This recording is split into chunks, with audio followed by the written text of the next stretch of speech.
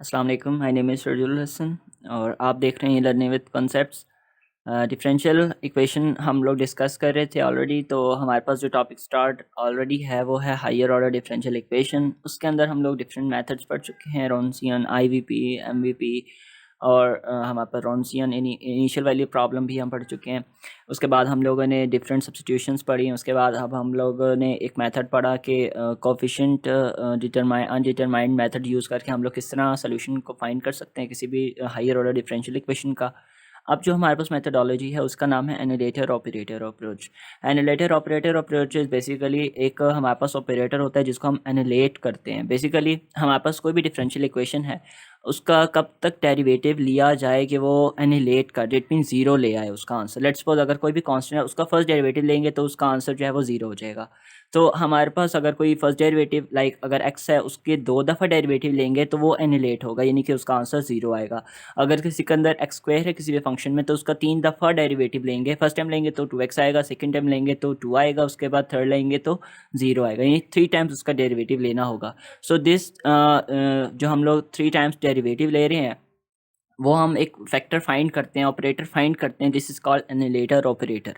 तो हमारे पास सबसे पहले हमें कुछ जनरल हमें पता होनी चाहिए कि जो जनरल हमारे पास ऑपरेटर्स होते हैं वो किस तरह के होंगे। जैसे मैंने आपको थोड़ा ओवरव्यू तो दे दिया है। Basically the same thing we have to consider for particular solution. हम लोग कम्प्लीमेंट्री सोल्यूशन तो सेम वे के अंदर ही फाइंड करेंगे, लेकिन जब हम लोगों ने पर्टिकुलर इंटीग्रल अप्लाई यानी उसको फाइंड करना होगा तो पहले हम लोगों ने उसका एनिलेटर ऑपरेटर फाइंड करना है, देन उसके बाद उसको आगे प्रोसीड करेंगे सेम मेथडोलॉजी में जैसा कि हम लोगों ने कोफिशिएंट अनडिटरमाइंड कोफिशिएंट मेथड में पढ़ा था।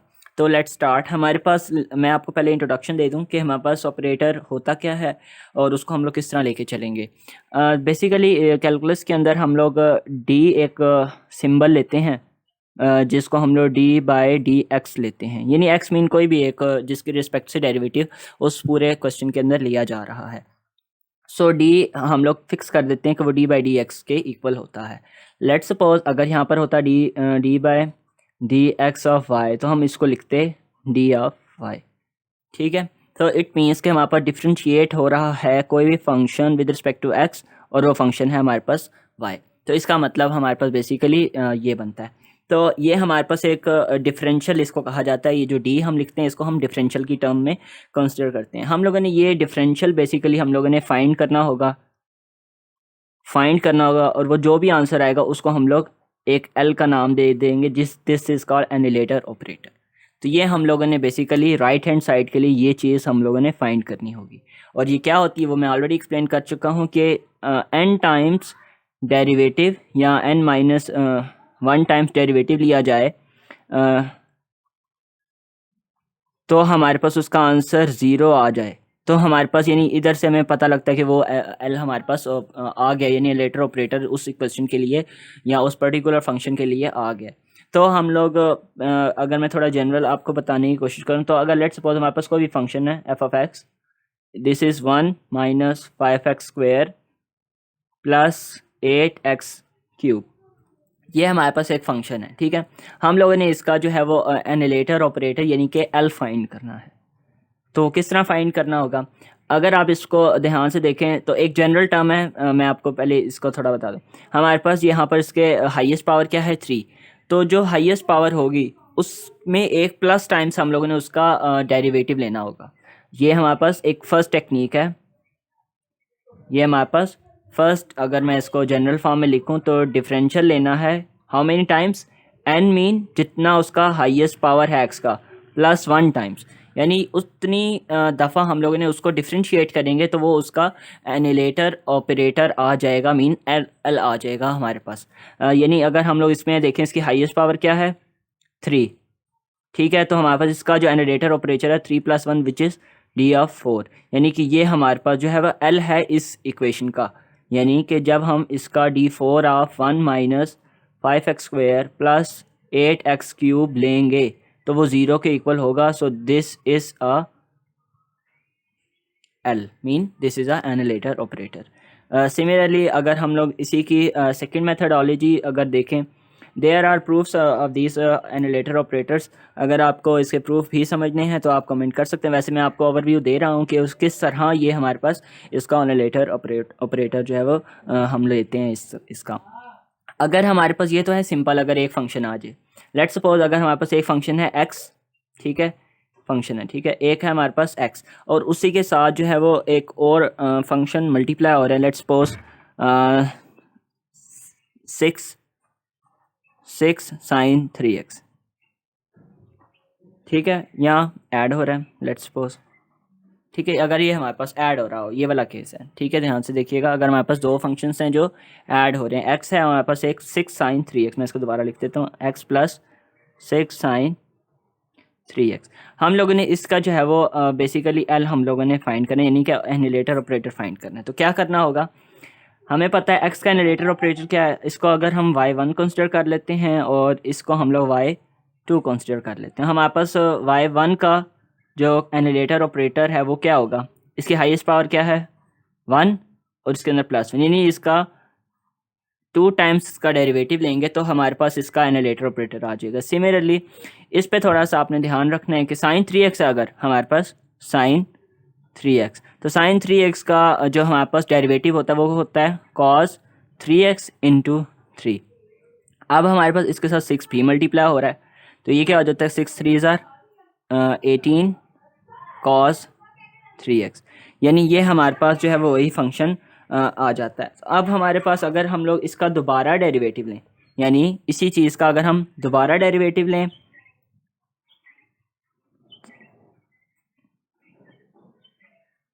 इसका डेरिवेटिव क्या आएगा 18 इंटू 3 और cos का माइनस साइन 3x, तो ये हमारे पास बनता है 18 3 लेट्स सपोज कुछ भी x बनता है माइनस साइन 3x। अब हमारे पास ये फंक्शन बन रहा है, ठीक है। अब हम लोगों ने इसके साथ जो है वो क्या ऐसा ऐड या सब्सट्रैक्ट करना होगा कि इसका आंसर 0 आ जाए। तो अगर हमारे पास हम लोग इसके फैक्टर क्या बनते हैं, 18 इंटू 3 का क्या बनता है हमारे पास, इसको लिख सकते 6 इंटू 9, तो 6 तो हमारे पास ऑलरेडी था हमारे पास, तो 9 नहीं था, तो इसके अंदर अगर हम ये नेगेटिव है तो अगर पॉजिटिव 9 टाइम्स अगर हम लोग y2 ऐड करें, अगर हम लोग 9 टाइम्स +2 हम लोग ऐड करें तो ये उसका जो है एनालिटिकल ऑपरेटर बनता है। लाइक इसको अगर मैं थोड़ा और जनरलाइज फॉर्म में लिखूं तो इसका second derivative plus 9 times multiply होगा इसका सेकेंड, यानी इसका जो फंक्शन है basically y2 is basically this whole thing, ये हमारे पास y2 है, तो ये हमारे पास इसका एनालिटिकल ऑपरेटर बनता है जिस पर इसका डेरिवेटिव जो है वो 0 आ जाता है।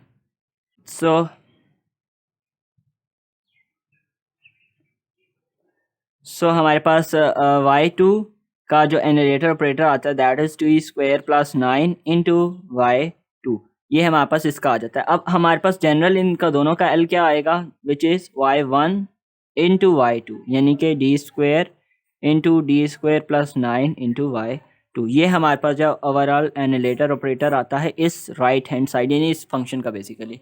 सो दिस इज़ जस्ट ओवरव्यू। हमारे पास और भी सब्स्टिट्यूशन है, हम आगे चल के इसको 1 बाय 1 डिस्कस करते रहेंगे। उसके अलावा हमारे पास अगर एक्सपोनेंशियल आ जाए तो उसकी और हमारे पास सब्स्टिट्यूशन होगी, और अगर हमारे पास कोई और फंक्शन आ जाए इन जनरल टर्म तो हमारे पास उसकी और सब्स्टिट्यूशन होगी। तो ये हमारे पास कुछ जो है वो एग्जांपल्स हैं। अब हम लोग इस पूरी मेथडोलॉजी यानी एनालिटिकल ऑपरेटर अप्रोच को यूज़ करके एक क्वेश्चन जो है वो हायर ऑर्डर डिफरेंशियल इक्वेशन का सॉल्व करते हैं। सो हमारे पास जो एग्जांपल है वो है,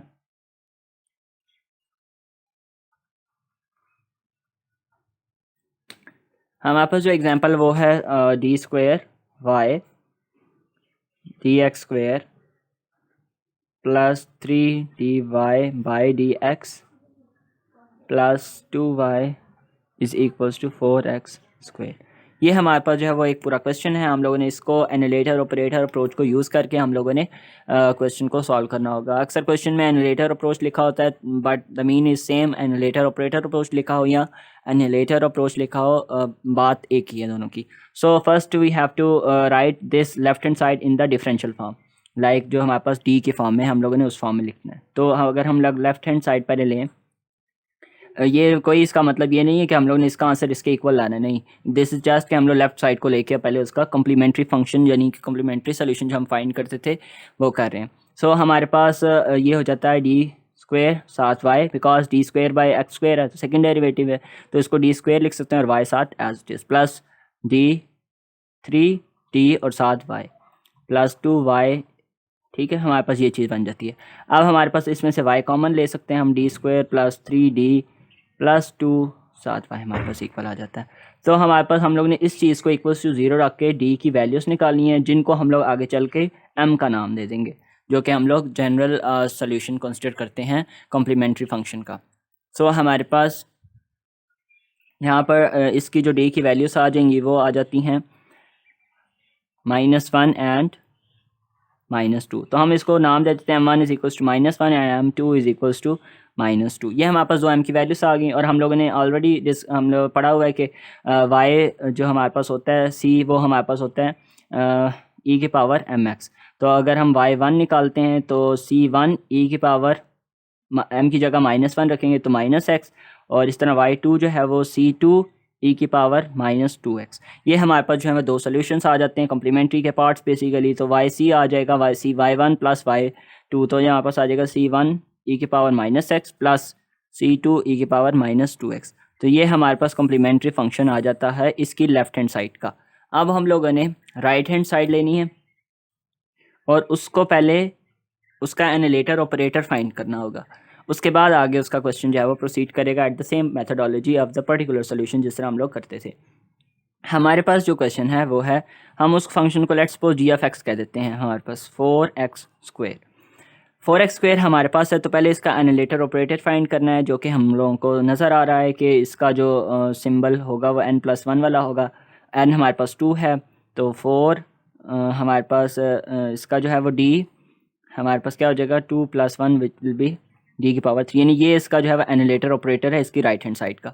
इसको हम लोग क्या करेंगे, इसको सिंपल जो हमारे पास लेफ्ट हैंड साइड थी ना उसको और राइट हैंड साइड जो थी उन दोनों के साथ जो है वो मल्टीप्लाई करेंगे। लेट्स सपोज हमारे पास जो लेफ्ट हैंड साइड थी वो थी d² plus 3d plus 2 into Y, और राइट हैंड जो साइड थी वो थी हमारे पास 4x²।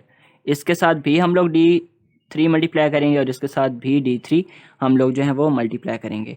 इसके बाद हम लोगों ने क्या करना है, जो लेफ्ट हैंड साइड है उसको 0 के इक्वल रखेंगे।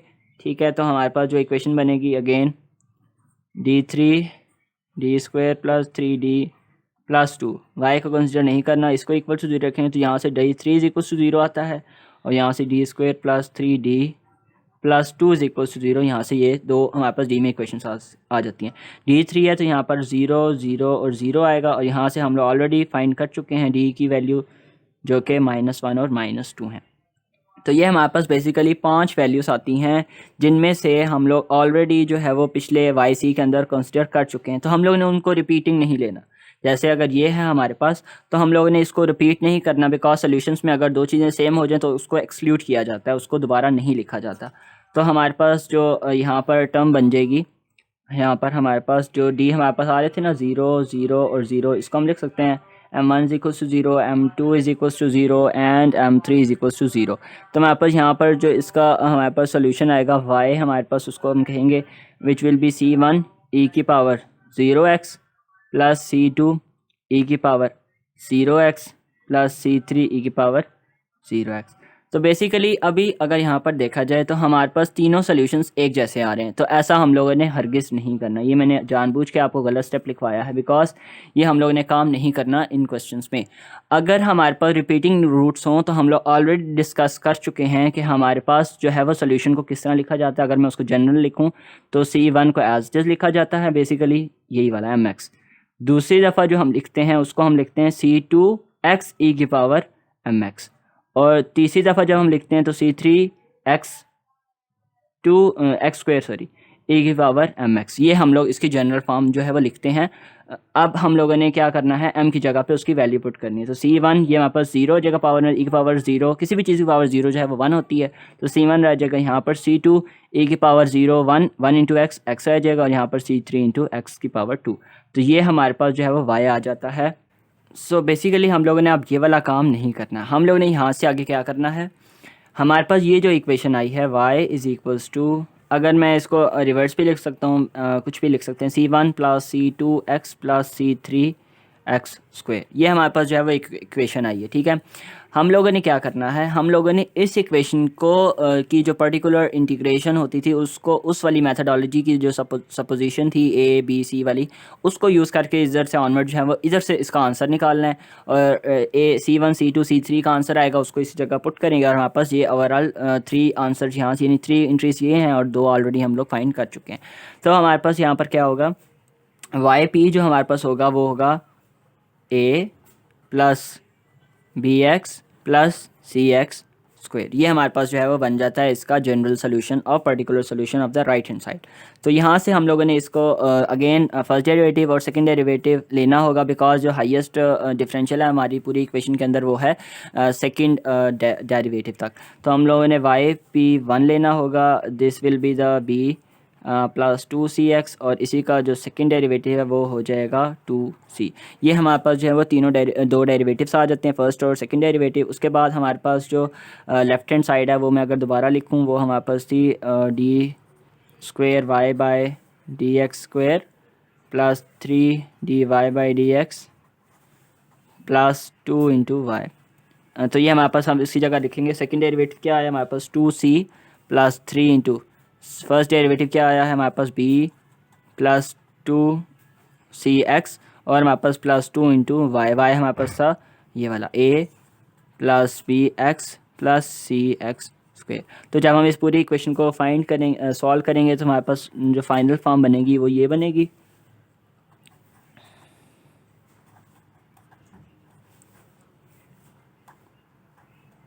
To C plus 3b plus 2a हमारे पास कांस्टेंट है। तो हम लोग इसका कंपैरिजन करेंगे तो 4 हमारे पास इक्वल आ जाएगा 2cx स्क्वेयर के, और बाकी सब जो है वो 0 के इक्वल रखेंगे, बिकॉज उसकी और कोई टर्म ही नहीं है। 6c प्लस 2b, और ये भी हमारे पास 0 के इक्वल आ जाएगा 2c plus 3b plus 2a। तो ये हमारे पास जो है वो तीनों टर्म्स आ जाती हैं। तो यहाँ से हमारे पास जो एक्स स्क्वेयर नहीं है, हमारे पास c आ जाएगा 2, हमारे पास इस c को इधर पुट करेंगे तो b हमारे पास आ जाएगा -6, और जब हम इस c और b को इधर पुट करेंगे तो यहाँ पर a हमारे पास आ जाएगा 7। तो अब हम लोगों ने क्या करना है, इस a b c तीनों की वैल्यूज़ को इसकी जगह पे पुट करना होगा। तो हमारे पास जो है वो वाई पी आ जाएगा c की जगह पे 2x स्क्वेयर प्लस -6x, और a को हम लास्ट में लिख रहे हैं विच विल बी +7। तो ये हमारे पास वाई पी आ जाता है। वाई सी हम ऑलरेडी निकाल चुके हैं, और आखिर में इन दोनों का क्या करना होगा, Y C plus Y P हमारे पास जो है वो सोल्यूशन आ जाएगा इस इक्वेशन का।